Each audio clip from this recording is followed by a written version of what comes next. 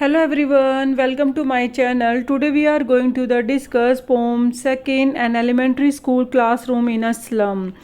Flamingo book class 12th। इसमें ये जो पोइट का नेम है वो है स्टेफन स्पेंडर और एलिमेंट्री स्कूल मीन्स होता है बेसिक प्राइमरी स्कूल जो होते हैं, स्लम यानी जो कि झुग्गी झोपड़ी होती है।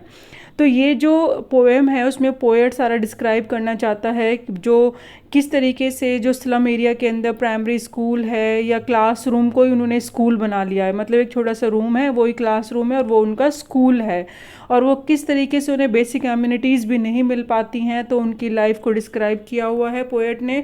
स्टीफन स्पेंडर हैं यहाँ स्टार्ट करते हैं और वो हमें समझाने की कोशिश करते हैं कि क्या कभी आपने जो एलिमेंट्री स्कूल्स होते हैं वो कभी देखे हैं क्या? हैव यू एवर विजिट और seen an elementary school in a slum? What does it look like? और वो कैसे दिखाई देते हैं? एंड यहाँ से फिर स्टार्ट करते हैं मेन जो आंसर में उन्होंने खुद ही समझाने की कोशिश करी है कि जैसे कि आपने कभी एलिमेंट्री स्कूल गए तो वो कैसे दिखता है। तो यहाँ पे जो पोम है वो पोएट हमें यहाँ समझाना चाहते हैं कि स्लम एरिया के अंदर जो उनकी क्लासरूम या स्कूल होता है वो किस टाइप का होता है और वो कैसे अपनी स्टडी करते हैं और कितना उनका जो लाइफ है वो एक स्ट्रगल से भरी हुई होती है। Far far from gusty wave the children's faces. Far far यानी दूर दूर, गस्टी वेव्स यानी एक एनर्जी को यहाँ पे रिप्रेजेंट करता है, सिंबलाइज करता है। और गस्टी वेव्स यानी आप कह सकते हैं ब्रीजी विंड, यानी जो बहुत ज़्यादा स्ट्रॉन्ग विंड होती हैं और बहुत ही ज़्यादा, या फिर आप कह सकते हैं जो पानी की लहरें हैं, दोनों में से आप कुछ भी ले सकते हैं, लेकिन गस्टी वेव्स यानी जो स्ट्रॉन्ग है। तो बहुत दूर दूर तक जो चिल्ड्रन के फेसेस हैं इनसे मैच नहीं करते, कंपेयर अगर आप करेंगे तो दूर दूर से इन दोनों का कोई लेना देना नहीं है। चिल्ड्रंस का फेस जो कि स्लम एरिया में रहते हैं, जो इस स्लम के एलिमेंट्री स्कूल में पढ़ते हैं, उनका फेस कैसा है? बिल्कुल डल है, बिल्कुल कलरलेस है। तो उनके फेस पे कहीं भी एनर्जी नहीं दिखाई देती। गस्टी वेव्स यानी जो स्ट्रॉन्ग ब्रिजी विंड है, ब्रिजी विंड है, उनसे बिल्कुल अपोजिट है। लाइक रूटलेस वीड्स क्या होता है? जो अनवांटेड प्लांट्स होते हैं, that grow on their own, ये अपने आप ही जो ग्रो हो जाते हैं और उसको निकाल के फेंक दिया जाता है, तो वो अनवांटेड वीड्स होते हैं। इसी तरीके से ये बच्चे होते हैं जो अनवांटेड हैं, तो यहाँ पे वीड्स को कंपेयर किया गया है। लाइक लगा हुआ है, रूटलेस, लाइक रूटलेस वीड्स किससे कंपेयर किया गया है? चिल्ड्रंस के फेसिस से। तो चिल्ड्रन के फेसिस से लाइक रूटलेस को कंपेयर किया गया है। तो यहाँ पे लिख लीजिए पोएटिक डिवाइस कौन सा यूज़ हुआ है। पोएटिक डिवाइस यहाँ पे यूज़ हुआ है लाइक, और अगर एज आता है तो दैट मीन्स वहाँ पे सिमली यूज़ हुआ है। तो यहाँ पे आप सिमली लिख लीजिए। जिस तरीके से अनवांटेड वीड्स हैं, रूटलेस वीड्स हैं, तो ये बच्चे भी वैसे ही हैं, अनवांटेड, कोई किसी को इनकी केयर नहीं है, ना किसी को इनकी ज़रूरत है। And the hair torn round their pallor, और पैलर मीन्स जो डल फेस होता है, और उनके फेस पे जो सारे बाल हैं, हेयर हैं, वो बिखरे हुए हैं। जैसे कि आपने कभी भी देखा होगा जो स्लम एरिया या कहीं पे आपने साइड बाय द फुटपाथ होता है या कहीं रोड पे चलते हुए जो छोटे छोटे चिल्ड्रंस देखे होंगे, तो उनके बाल कैसे होते हैं? फेस पे आ रहे होते हैं, बिखरे होते हैं। तो यहाँ पे वही बोला है कि जो उनका बच्चों का फेस है वो डल है, फेस और फेस पे सारे बाल बिखरे हुए हैं। तो यहाँ पे उसको कंपेयर किया गया है रूटलेस को फेस से। तो सिंपली लिख लीजिए और मीनिंग भी मैंने आपको डिस्क्राइब कर दिया है। Next, the tall girl. अब जो ये क्लास है, जिस क्लास का इंट्रोडक्शन यानी जो डिस्क्राइब कर रहे हैं पोएट, वो समझा रहे हैं कि उसमें कौन कौन बच्चे हैं, किस टाइप के बच्चे बैठे हुए हैं। द टॉल गर्ल, वहाँ पे एक टॉल गर्ल है with her weighed down head, उसने अपना सर नीचे किया हुआ है। अब नीचे सर किया हुआ है, वेट डाउन हेड यानी कि उसको बहुत ज़्यादा पॉवर्टी से क्या हो रहा है, थोड़ी सी शर्म आ रही है, यानी उसे अपना हेड डाउन अपनी पॉवर्टी की वजह से किया हुआ है। यहाँ पे ये टॉल गर्ल है। तो यहाँ पे एक टॉल गर्ल है जो कि उस क्लासरूम में है। एक पेपर स्विमिंग बॉय है। पेपर स्विमिंग बॉय मीन्स वो इतना पतला है जैसे कि एक पेपर होता है। तो पेपर स्विमिंग बॉय भी जो कंपेयर किया है तो मेटाफर है, क्योंकि वहाँ पे कोई कंपेयर हो रही है। कंपेयर, जब हम कंपेयर करते हैं, ठीक है, दो जो चीज़ें होती हैं उन्हें कंपेयर करते हैं तो उनमें कोई कॉमन चीज़ जैसे कि अभी दिख रही है कि कंपेयर कर रहे हैं, तो वो मेटाफर होता है। दो यहाँ पे द पेपर सीमिंग बॉय, यानी पेपर के जितना पतला बॉय, इतना पतला है कि जैसे पेपर होता है, विद रेड्स आई, जैसे कि एक चूहे की आईज होती हैं, वो हर समय कुछ ना कुछ कहीं ना कहीं ढूंढती रहती हैं, तो उसकी आंखों से लग रहा है वो कितना हंगर है, उसे कुछ भी मिल जाए वो खा लेगा। तो विद रेड्स आइज भी क्या हुआ यहाँ पे, रेड्स आइज और पेपर स्विमिंग बॉय यानी मेटाफर है। एंड यहाँ पे दो बच्चों की बात है जो दो बच्चे समझाए हैं। नेक्स्ट है थर्ड बच्चे की जो बात हो रही है, द स्टंटेड है। स्टंटेड मीन्स क्या होता है, स्टूडेंट जो कि not fully grown due to malnutrition, जो कि अच्छी तरीके से जिसका ग्रो ना हुआ हो, वो अनलक्की है। क्यों? क्योंकि उसको unlucky air of twisted bones, उसको विरासत में क्या मिली हैं, उसको ट्विस्टेड बोन्स की मिली हैं, टेढ़ी मेढ़ी हड्डियाँ मिली हैं। रिसाइटिंग अ फादर्स नाल डिसीजेज, क्योंकि ये बीमारी उसके फादर को भी थी, जो कि अभी उसको उसके मतलब जो यहाँ पे क्लास में बैठा हुआ है, ट्विस्टिक बोन वाली जो बीमारी है जो फादर से मिली है, और वो क्या कर रहा है, वो अपना लेसन रिसाइट कर रहा है फ्रॉम हीज डेस्क, अपने डेस्क में बैठ के। तो यहाँ पे टॉल गर्ल की बात हुई है, पेपर स्विमिंग बॉयज़ की बात हो रही है, एक स्टंट अनलकी बॉय की बात हो रही है। स्टंटेड मीन्स मैंने आपको बताया ही है, जो कि अभी अच्छी तरह से जिसकी बॉडी का ग्रो ना हुआ हो। And back of the dim class, इस डिम क्लास के अंदर यानी जहाँ बहुत ज़्यादा डार्कनेस है, वहाँ पे बैक साइड में बैक बेंचेस में एक और बच्चा बैठा हुआ है, अननोटेड, स्वीट है, यंग है, his eyes live in a dream, but वो दिन में सपना देख रहा है। एंड मतलब कहीं खोया खोया सो है और अटेंटिव नहीं है। जैसे कि क्लास है और क्लास में हमारा माइंड प्रेजेंट नहीं होता, अटेंटिव नहीं होता, तो ऐसे ही उस बच्चे का माइंड भी अटेंटिव नहीं है। ऑफ स्क्वायरल गेम, और वो चाहता है कि जैसे कि स्क्वायरल पेड़ के नीचे खेलती है, वो भी स्क्वायरल की तरह गेम खेलना चाहता है, अदर देन दिस, जो कि अभी वो क्लास में है, क्लास से बाहर जाके जाना चाहता है, अभी वो क्लास में नहीं चाहता, और इसीलिए वो उसकी आंखों में कुछ ऐसे ड्रीम से दिखाई दे रहे हैं।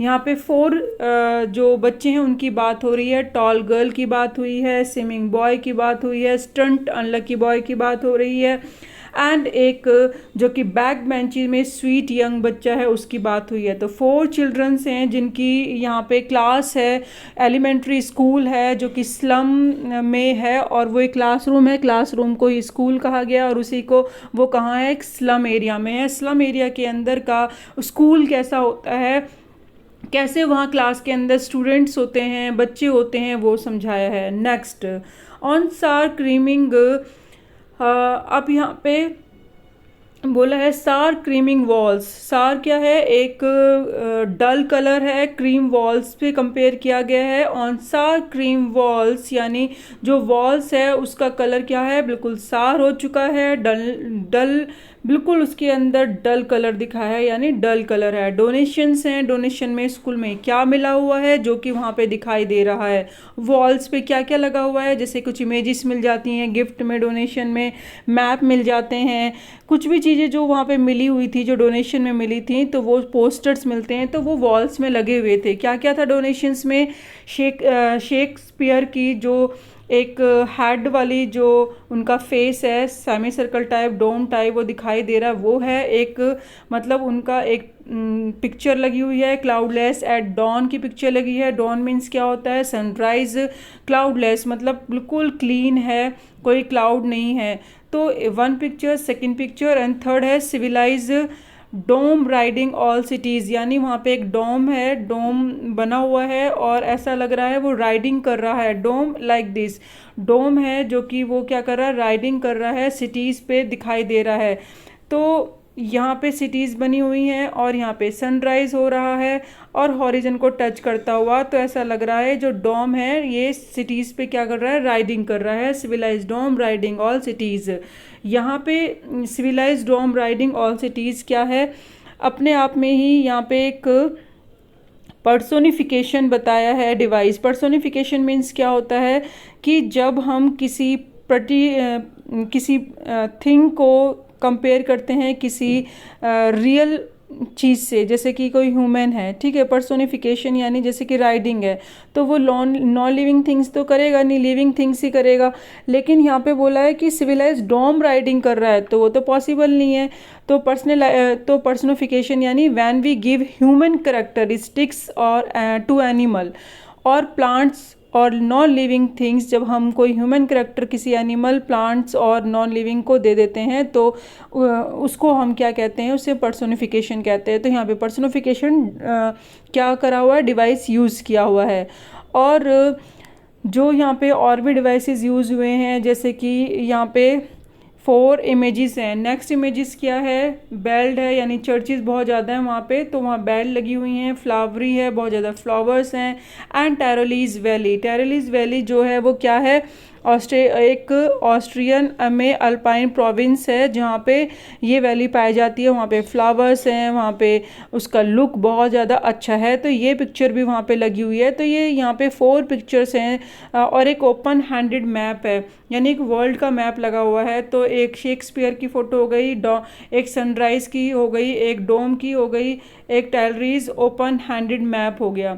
तो यहाँ पे क्या है, ये 4 लगी हुई हैं, पिक्चर्स लगी हुई हैं, उसके वॉल्स पे लगी हुई हैं अलग अलग तरीके से, ठीक है। और यहाँ पे एल्यूज़न यूज़ किया हुआ है जब हम किसी पर्टिकुलर पर्सन या थिंग को कंपेयर करते हैं, क्योंकि हम यहाँ पे हम किसी एक ऐसी पर्सनालिटी को लेके आ रहे हैं और उसको हम कंपेयर कर रहे हैं। तो यहाँ पे क्या यूज़ हो रहा है, यहाँ पे एल्यूज़न भी यूज़ हो रहा है।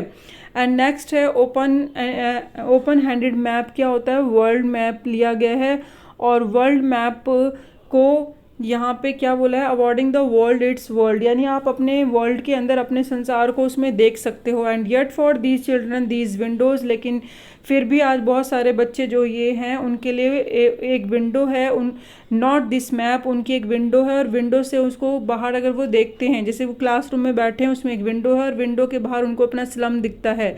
लेकिन मैप में तो वो उनका कोई भी वो विंडो नहीं है जिससे कि वो अपने स्लम को देख सकें, यानी उनके मैप में वो स्लम है ही नहीं। तो उनको क्या लेना इस ओपन हैंडेड मैप से, यानी उसके अंदर सारा वर्ल्ड हो सकता है, आप अपना संसार, अपना पूरा वर्ल्ड के अंदर कोई भी कंट्री, कोई प्लेस अपना देख सकते हैं। लेकिन ये बच्चे तो उसमें नहीं देख सकते, क्योंकि बच्चे जिस क्लास में बैठते हैं जिसमें विंडो है उसके बाहर तो वो स्लम एरिया दिखाई देता है और वो स्लम एरिया मैप में है ही नहीं, यानी this window not this map, ये विंडो तो उनके मैप में है ही नहीं।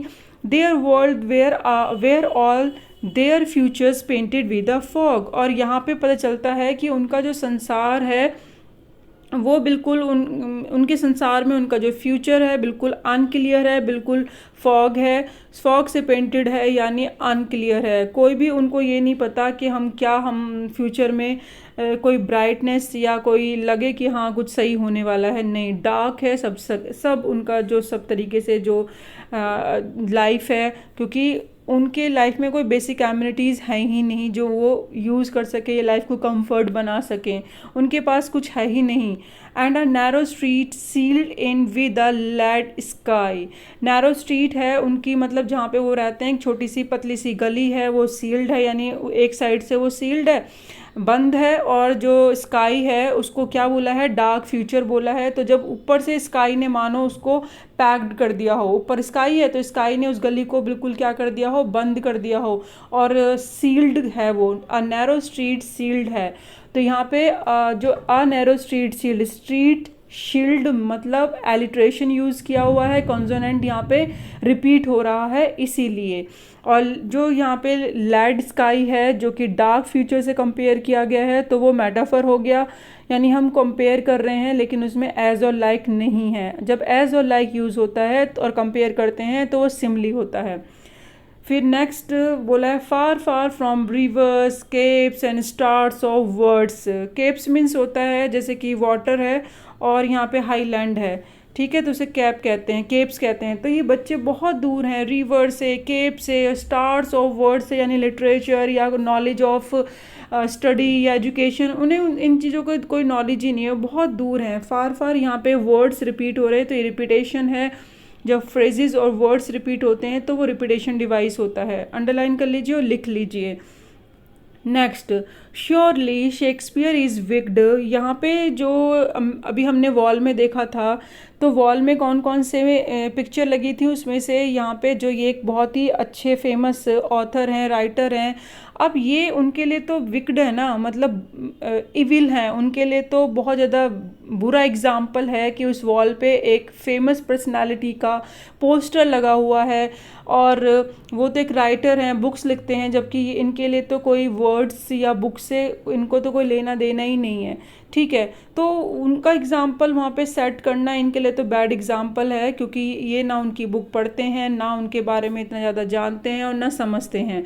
The map a bad example, इसी तरह मैप भी उनके लिए बैड एग्जाम्पल है, क्योंकि उनके मैप में तो उनका स्लम कहीं भी है ही नहीं, ठीक है। And with ships, sun, love, tempting them to steal, और ये सारी चीज़ें जो वॉल्स पे लगाई हुई हैं, चाहे सनराइज लगाए या शिप्स लगाए या लव है, कुछ भी जो वहाँ पे लगी हुई हैं चीज़ें, तो ये उनको अट्रैक्ट करता है स्टील की तरफ चुराने के लिए। ये वो चीज़ें हैं जो शायद वो कभी उनको अपने पास लाना चाहें, रखना चाहें, चुराना चाहें, तो उनको ये सारी चीज़ें अपनी तरफ अट्रैक्ट करती हैं, उनको रॉन्ग जगह पे ले जाती हैं, स्टील करने के लिए मजबूर करते हैं कि ये चीज़ें हमारे पास होनी चाहिए। For lives they slyly turn secretly, slyly means secretly, उनकी बच्चों की जो लाइफ है सीक्रेटली टर्न हो रही है क्रैम्ड हॉल्स में, यानी क्रैम्ड यानी क्राउडेड, हॉल्स यानी हाउस, यहाँ पे कंपेयर किया गया है क्रैम्ड होल्स को, तो दैट मीन्स जो क्राउडेड हाउसेज हैं, तो ये मेटाफर है। और यहाँ पे बताया गया है कि किस तरीके से जो वो जिस प्लेस पे रहते हैं, चाहे वो एक झोपड़ी है या उनका एक रूम है, उसके अंदर इतने भी मतलब भर भर के क्राउडेड से रहते हैं, बिल्कुल ठुस ठुस के, कि वहाँ पे बिल्कुल ऐसा लग रहा है कि होल से भी निकल निकल के बाहर आ रहे हैं। बिल्कुल मतलब क्राउडेड हाउसेज है, उनके बिल्कुल भी पैर रखने की जगह नहीं होती, एक ही घर के अंदर मतलब मानो 10-15 लोग रह रहे हों, इसीलिए क्रैम्ड हॉल्स बोला है। उनकी लाइफ तो इसी में टर्न हो रही है, क्राउडेड हाउस में टर्न हो रही है, सीक्रेटली वहीं की तरफ जा रहे हैं। फॉग टू अर्नलेस नाइट, यहाँ पे एक बहुत अच्छा थॉट बोला है कि क्या ऐसा तो नहीं है आज उनका लाइफ अनक्लियर है, फॉग है, लेकिन बाद में वो एंडलेस नाइट हो जाए, यानी जिस रात का कभी अंत ना हो। तो यहाँ पे वही है, क्योंकि जो सिचुएशन दिखाई दे रही है बच्चों की लाइफ का तो स्ट्रगल है, और कहीं से भी कोई ऐसी आशा की किरण नहीं है कि अपनी स्ट्रगल या अपनी जो वर्ड्स कंडीशन है वहाँ से वो बाहर आ सकें। On their slag heap these children wear skin peep through white bones and spectacle of steel with mended glass like bottle bits on stones. तो यहाँ पे जो स्लैग हीप, यानी स्लैग मीन्स क्या होता है, वीक, सॉरी वेस्ट, जो waste material का ढेर लगा हुआ है। These children wear skin peep, तो यहाँ पे बोला है तो बच्चे जो हैं वो उन्होंने क्या पहन रखा है, स्किन, स्किन मानो जैसे कोई उन्होंने ढेर से उठा के चमड़े की कोई चीज़ पहन ली हो और जिससे उनके अंदर की बोन्स दिखाई दे रही हैं। मतलब वो कहने का मतलब है वो इतने वीक हैं कि उनकी स्किन से भी उनकी बोन्स दिखाई दे रही हैं। And spectacles of steel with mended glasses, उनके जो चश्मे हैं स्टील के बने हुए हैं और कई बार वो रिपेयर हो चुके हैं, मैंडेड यानी रिपेयर। अब यहाँ पे जो नेक्स्ट है like bottle bits on stones, और जो उनकी स्टोन्स है जैसे मानो पत्थर है उस पर बीट चिपका दिए हों, ऐसा लग रहा है उनका चश्मे, क्योंकि कई बार क्या हो चुका है वो रिपेयर हो चुका है।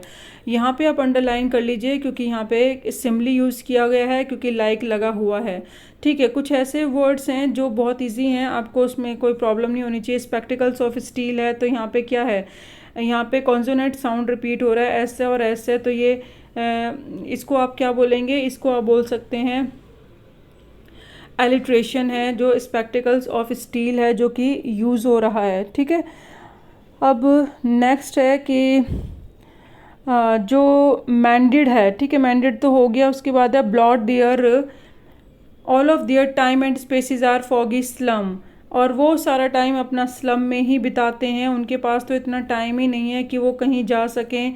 And so blot their maps with slum as big as doom, और उनका जो इसीलिए उनके मैप में उनके स्लम को ब्लॉट कर देना चाहिए, मार्क कर देना चाहिए एज बिग एज डूम, जैसे कि एक बड़ा डिजास्टर हो वो, यानी एक बहुत बड़ा विनाश का एक मार्क हो वो, ऐसे हमें उनके स्लम को मैप में दिखा देना चाहिए उनका, क्योंकि स्लम में ही सारा टाइम होता है, तो मैप में उनका स्लम होना बहुत ज़रूरी है। डूम यानी डिजास्टर होता है, ब्लॉट यानी कोई किसी चीज़ को मार्क करना, निशान मतलब उसका निशान बनाना, ठीक है, किसी भी चीज़ का निशान। अब यहाँ पे जो है स्टूडेंट, जो भी मैंने पोएटिक डिवाइस बताए हैं वो सारे के सारे आप प्लीज़ अंडरलाइन कर लीजिए, और अंडरलाइन करने के बाद आप उसकी प्रैक्टिस खुद भी करेंगे तो आपको समझ आ जाएगा कि क्या है क्या नहीं। इसमें आप रिपीटेशन भी डाल सकते थे, हाँ, क्योंकि नहीं, रिपीटेशन नहीं डालेंगे क्योंकि वर्ड या फ्रेज रिपीट नहीं हो रहे, यहाँ पे आप एलिट्रेशन डाल सकते हैं। एंड कंपेयर भी किया जा रहा है यहाँ पे, तो यहाँ पे सिमली लिख लीजिए। एंड नेक्स्ट इज़, यहाँ पे आप लिख लीजिए स्लम एज बिग एज। यहाँ पे जो आप लिख सकते हैं, जो कंपेयर किया गया है, जिस तरीके से बोला गया है, तो उसके अंदर कौन सा डिवाइस यूज़ हो रहा है वो आप फाइंड आउट करके लिख सकते हैं। जो यहाँ पे बोला है slum as big as doom, यानी जब हम क्या कर रहे हैं, एल्यूज़न कर रहे हैं किसी पर्टिकुलर प्लेस या थिंग को, हम क्या कर रहे हैं, कंपेयर कर रहे हैं, तो आप वहाँ पे लिख सकते हैं कि वो क्या है, वो एक पोएटिक डिवाइस बन रहा है, ठीक है। Slum as big as a disaster, तो ये भी अपने आप में ही क्या है, एक पोएटिक डिवाइस है, जो कि आप यहाँ पे उसको लिख लीजिए, अंडरलाइन कर लीजिए। Slum as big as, sorry यहाँ पे एज यूज़ हो रहा है, एक लाइक यूज़ हो रहा है, तो सिमली कर लीजिए, हाँ सिमली। यहाँ पे एज यूज़ हो रहा है, यहाँ पे लाइक है, तो ये क्या है, सिमली हुआ। एल्यूज़न नहीं है, एल्यूज़न वो होता है कि जब हम क्या कर रहे हैं, किसी पर्टिकुलर पर्सन को क्या कर रहे हैं, कंपेयर कर रहे हैं। जब हम किसी पर्टिकुलर थिंग या पर्सन को कंपेयर करते हैं तो एल्यूज़न है। जैसे शेक्सपियर हैड वाली जो पेंटिंग थी, वो जो वर्ड है वो हो गया, उसको हम एल्यूज़न कह सकते हैं। ओपन हैंडेड मैप है, या टायरोलीज वैली हैं, कुछ ये वर्ड्स हैं जो कि आप उनको ले सकते हैं। नेक्स्ट है अनलेस गवर्नर इंस्पेक्टर विजिटर, जब तक कि ये जो इंस्पेक्टर है, विजिटर है, गवर्नर हैं, ये लोग एक्शन नहीं लेंगे, मैप बिकम्स देयर विंडो, ये मैप उनके लिए विंडो ही बना रहेगा। These windows that shut upon their lives like a catacomb, catacomb like लगा हुआ है, कंपेयर हो रहा है उनकी लाइफ कैटाकॉम से। कैटाकॉम यानी जो अंडरग्राउंड कब्रिस्तान होता है, जहाँ पे डेड बॉडी को बुरिड किया जाता है, दबाया जाता है, दफनाया जाता है, तो उनकी लाइफ बिल्कुल कैटाकॉम बन चुकी है, शट हो चुकी है। क्यों? क्योंकि जो मैप में जब तक उनकी विंडो, उनके मतलब मैप में उनका विंडो नहीं दिखाया जाएगा, उनका स्लम नहीं दिखाया जाएगा, जब तक तो ऐसा ही है जैसे उनकी लाइफ बिल्कुल क्या है, कैटाकॉम है, बिल्कुल सारे दरवाजे बंद हो चुके हैं और उनके लिए कुछ भी ओपन नहीं है। ब्रेक ओपन, तोड़ दो एंड जब तक तोड़ो जब तक कि टाउन के रास्ते उनके लिए ना खुल जाए। And show the children, break, यहाँ पे वर्ड रिपीट हो रहा है तो ये रिपीटेशन है, अंडरलाइन कर लीजिए। एंड टू ग्रीन फील्ड, और उनको ग्रीन फील्ड में जाने दीजिए। मेक देयर वर्ल्ड, उन्हें अपना संसार बनाने दीजिए। Run azure on gold sand, azure यानी sky colour, blue sky colour, और उन्हें जाने दो गोल्ड सैंड यानी जो कि मतलब सैंड है, ब्रीज है, बीचीज़ हैं, वहाँ पे उनको जाने दीजिए और वहाँ पे फ्री उनको कर दीजिए, ठीक है। तो कहने का मतलब है जब उनको हम क्या कर सकते हैं, फ्री कर सकते हैं, और हमें उनको बाउंडेशन में नहीं रखना चाहिए। तो यहाँ पे पोएट हमें समझाने की कोशिश कर रहे हैं। And show the children to green field हो गया। And run naked into the books, उनको एंड लेट देयर टंग, और उनको पढ़ने देना चाहिए वाइट बुक्स यानी जो ऑर्डिनरी हमारी जैसी बुक्स होती हैं। एंड ग्रीन लीव्स ओपन, उन्हें नेचर में छोड़ देना चाहिए।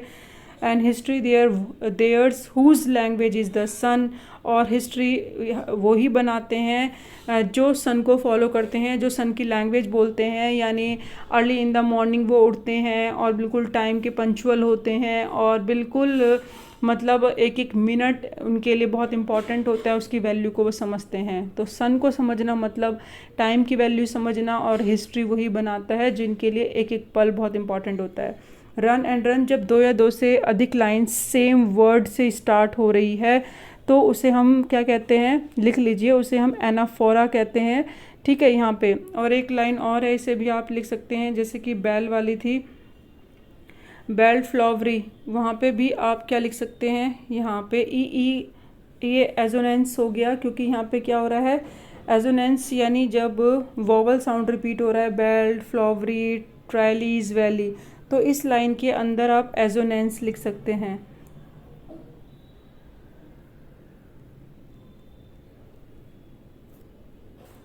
इस पोएटिक डिवाइस में आपको समझा चुकी हूँ, पोएम समझा चुकी हूँ। इसके अंदर मेन यही है थीम सेंटर जो कहें कि किस तरीके से जो बच्चे हैं, जो मेन कॉन्सेंट्रेट है ऑथर का इसके अंदर सोशल अनजस्टिस है और क्लास इनइक्वालिटीज़ है, यही थीम है और यही पूरा समझाने की उन्होंने कोशिश करी है। और जब तक कोई इसको बाहर निकालने की इन बच्चों को कोशिश नहीं करेगा, वो कभी भी इस सिचुएशन से बाहर नहीं आएंगे। इसी के साथ ही हमारी पोएम मतलब पूरी होती है। नेक्स्ट वीडियो में हम कुछ क्वेश्चन आंसर समझेंगे। Thank you so much, keep watching, keep learning. Poetic device आप अपने अकॉर्डिंग, कुछ और भी सेंटेंसेस हैं जिसमें रहा होगा, लेकिन मेन चीज़ वही है, बेसिक अगर आपको पता है तो वो कर सकते हैं, अपने अकॉर्डिंग भी आप उसको लिख सकते हैं, क्योंकि एक के कई बन जाते हैं, मेटाफर है या एलिट्रेशन है या वर्ड रिपीट है, वर्ड जो रिपीटेशन है वर्ड या फ्रेजेस की, तो कुछ चीज़ें अच्छे से बेसिक समझ के आप अंडरलाइन करिए, जिससे कि आपको समझ आ सके और कॉन्सेप्ट क्लियर हो सके और आप एग्ज़ाम में कर सकें।